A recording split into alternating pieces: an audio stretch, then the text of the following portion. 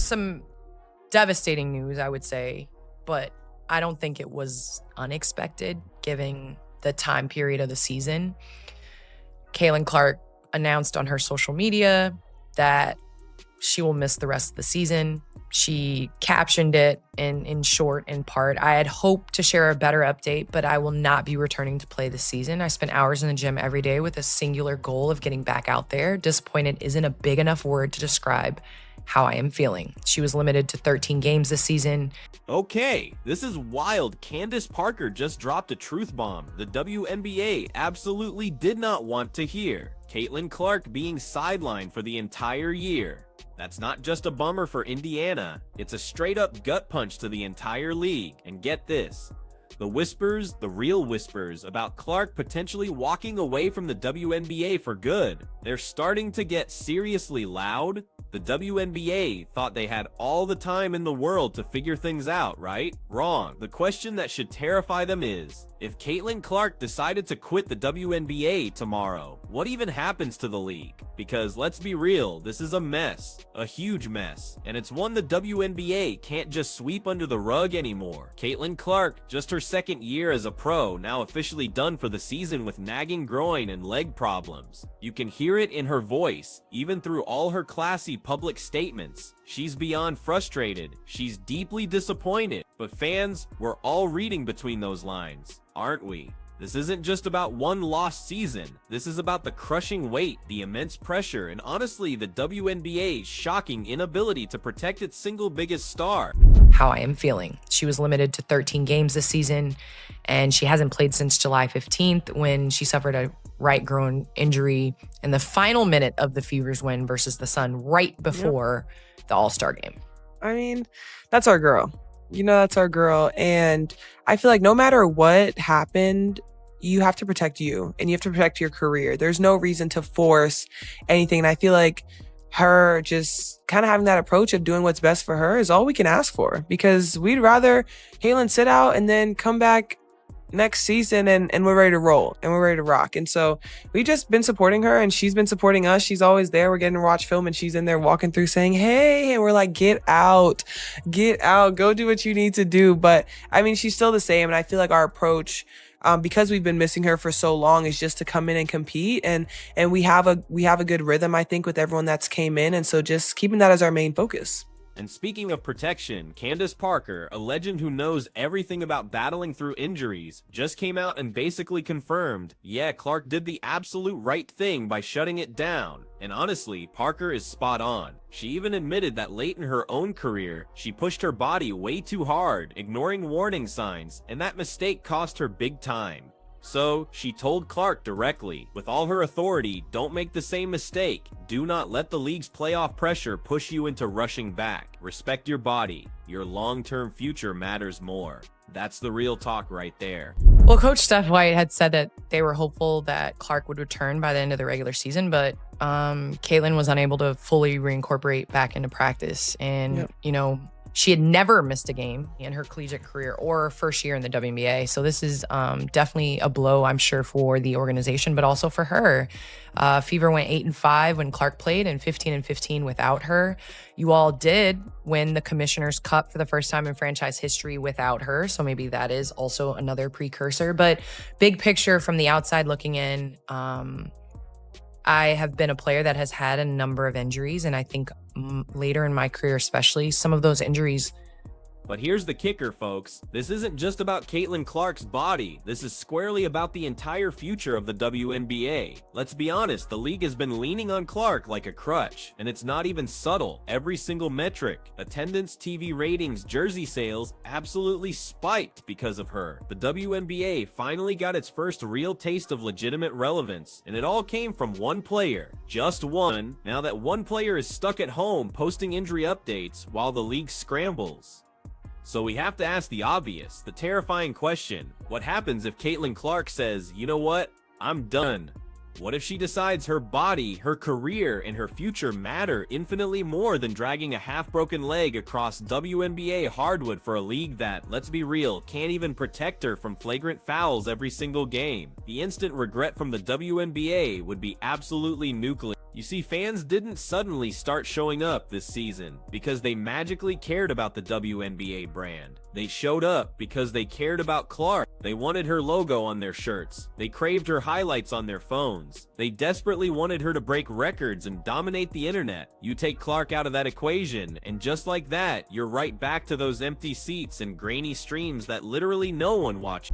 And taking the time, and there is a difference in being a role player and coming in and playing a role and coming in off of an injury. There is a rhythm. But when you are Caitlin Clark and you have the ball in your hands and you are on the other team's scouting report, to come in half and not be able to be in that amount of, I would say, rhythm of the game, because the rhythm of the game changes towards the end of the year. And so when it started getting closer to the end of the regular season, I was like, it's dangerous to come back during playoff basketball because the whole flow, the physicality, all of that is different. And so I know it's difficult to kind of take time and understand the big picture, especially when you're living with tunnel vision and you've worked so hard to get to where you're at, but it's the smart thing. And I'm proud of this generation for taking the time they need, looking at the bigger picture, and making sure that they get healthy. So Caitlin Clark, hope you feel better. You have a great off season and you come back. And let's be absolutely real here, the WNBA already flirted with disaster by completely failing to protect her on the court. I mean, every single game, she had defenders body checking her like it was some kind of hockey match with elbows, shoves, and trash talk that crossed every line. The refs, blind as usual. The league, silent as usual. They all just pretended it was part of the game, but now their golden ticket, the literal goose that laid the golden eggs, is sitting in sweats on the sideline while playoff basketball kicks off. Bravo, WNBA. Job well done. Candace Parker, she sees the much bigger picture. She actually said it. Playoff basketball is more physical, it's faster, it's nastier. That is absolutely not the time to bring a star back from injury. You don't bring a Ferrari out to a demolition derby, right? But the WNBA, oh, they wanted her back. They wanted her rushing shots, limping up and down the court, anything to just juice their numbers. And that, my friends, is exactly where this whole instant regret thing really kicks in. Because Caitlin Clark is smart enough to see right through all of it. She knows she doesn't need the WNBA. The WNBA needs her. She could walk away tomorrow, jump straight into broadcasting, sponsorship deals, international basketball, even create her own brand around her name. And she'd be perfectly fine. The league, though? Dead weight. Let's not sugarcoat it. The WNBA is essentially a charity case, propped up by the NBA. They've been trying to grow the game for decades, and the biggest, most explosive growth spurt ever came when Clark showed up. This second-year pro, just 2 years in, is carrying them harder than any commissioner's speech or marketing campaign ever did. And that's precisely why this quit the league talk feels more real than most people want to admit. Fans are already testing it. You've probably seen it all over online. People saying, if Clark's not playing, I'm not watching. That's not loyalty to the league. That's fierce loyalty to her. And if she decides to pull the plug, trust me, those fans pull the plug too. That's what instant regret looks like. Now, Candace Parker's message, it deserves massive credit. She isn't just talking to Clark, she's indirectly talking directly to the WNBA itself. She's telling them,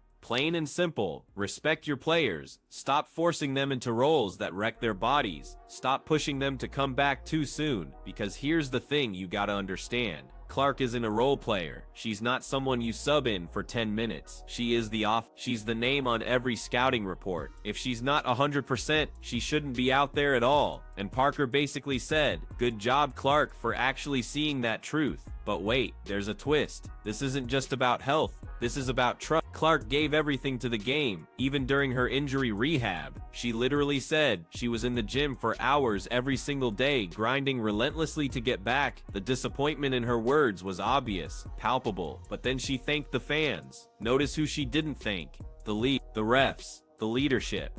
Nope, just the fans and her team.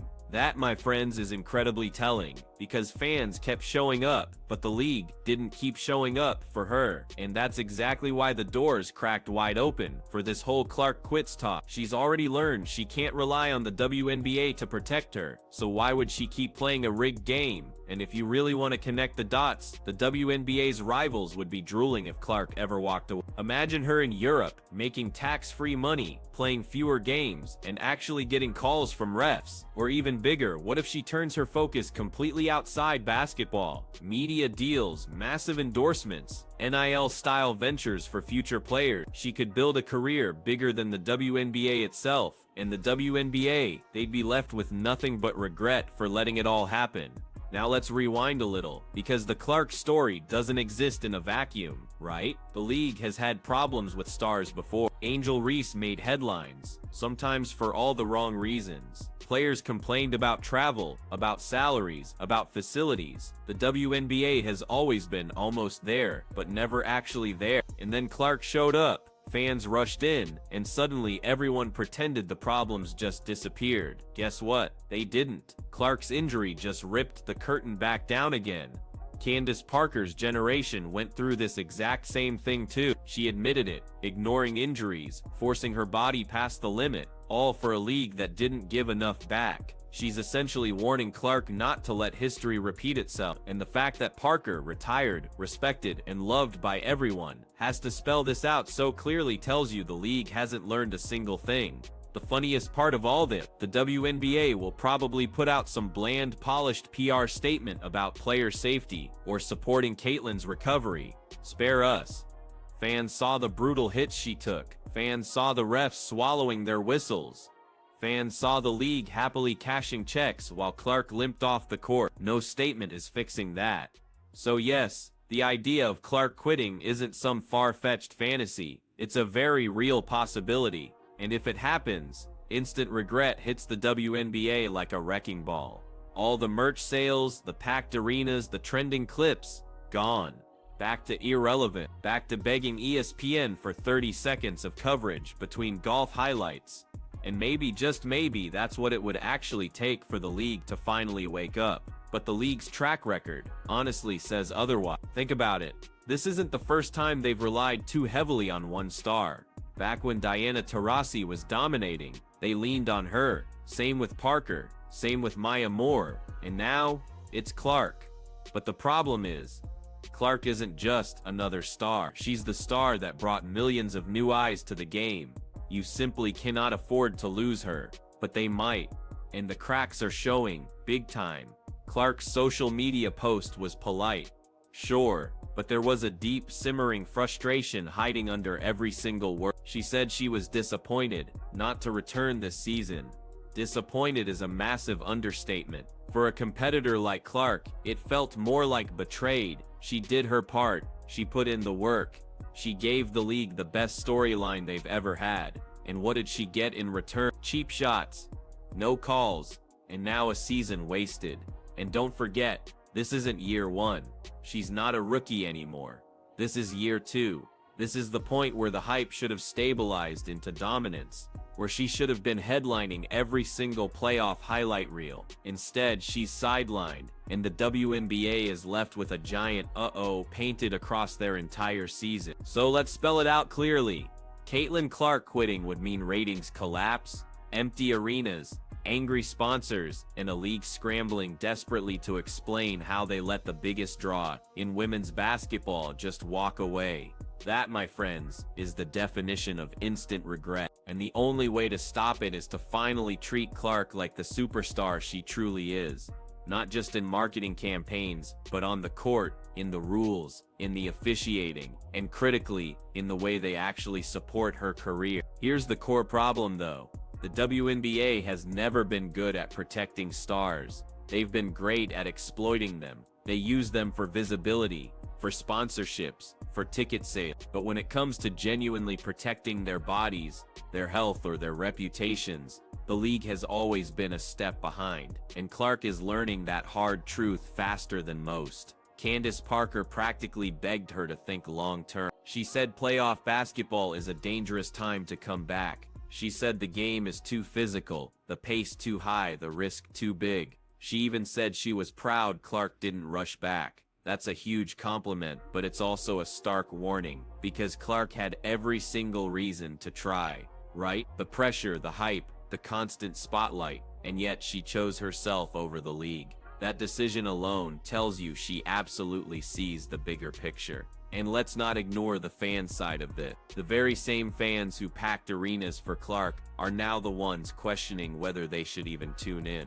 If she's not there, why bother? That's the dangerous sentence the WNBA doesn't want to hear. But it's the one echoing louder every single day she's out. This isn't an Angel Reese story where controversy sells for a few days. This isn't a one-off headline about travel or charter flights. This is the WNBA's crown jewel sitting on the bench, while Candace Parker basically confirms, yeah, it's better this. That's not just news, it's a full-blown crisis. So the league faces a stark choice. Either they step up, protect their investment, protect their star, and prove they can actually manage success, or they watch Caitlin Clark walk away and take their entire future with her. Because here's the thing, Clark's not dumb. She knows her worth. She knows she's bigger than the league, and once a player truly realizes they don't need the league as much as the league needs them, that balance of power shifts dramatically, and the WNBA is not ready for that. Because let's be honest, when Parker retired, it was a blow.